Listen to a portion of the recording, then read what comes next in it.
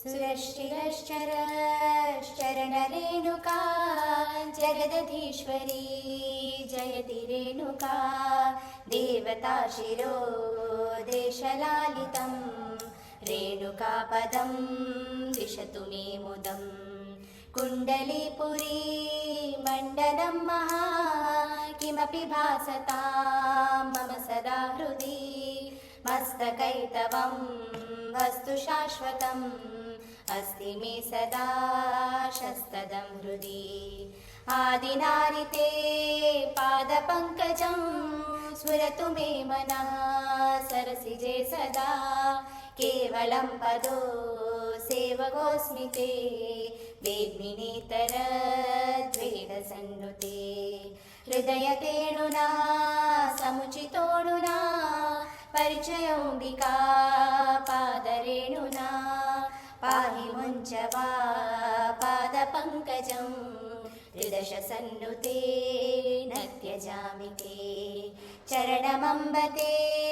योनिषेवते पुनरयं कुचौ धयति किं कृति अहरमम्बते रसि चिन्तया धन्यतां गतो नान्यदर्थये स्मरजितो यथा शिरसि जाह्नवी जननि रेणुके मनसि ते कृपा अम्ब पाहि मां दम्भतापसी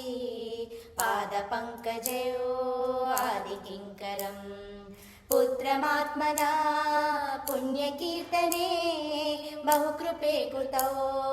मामुपेक्षसे अम्ब संस्तुते जम्बवैरिणा पाहि मामिमं मग्नमापदि तत्त्ववादिना सत्त्वशालिनी त्वां भजेदितु सत्स्वरूपिणी त्वां प्रचक्षते सदैवीक्षिते वेदवेदिनो मोदरूपिणी संविदं विदो स्वामिदं प्रभुं परमयोगिना परमदेवते जननि कुण्डली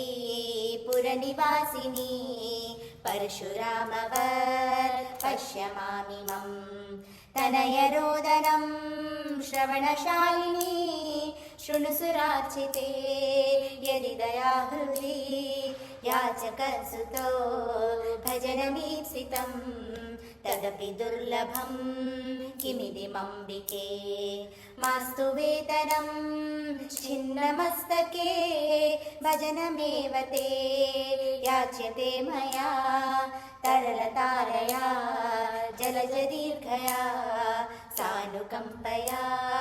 शीतपातया केवलं दृशा पश्य रेणुके तेन मे शुभं न च तवाशुभं किङ्करी भवत् सुरविलासिनी जयति कुण्डली नगरवासिनी मधुरमम्बते चरणपङ्कजं तत्र यत्र तैस्त्यजते अखिलं चरणमम्बते चरतु मे हृदि यमनामये प्रार्थना मम भुजगकङ्कणा प्रभृति संस्तुते भुजभुवामरेर्जननि पाहि मां कुण्डलीपुरी मण्डनायिता गणपतिस्तुता जयति रेणुका कुण्डलीपुरी मण्डनायिता गणपतिस्तुता जयति रेणुका कुण्डलीपुरी मण्डनायिता गणपतिस्तुता जयति रेणुका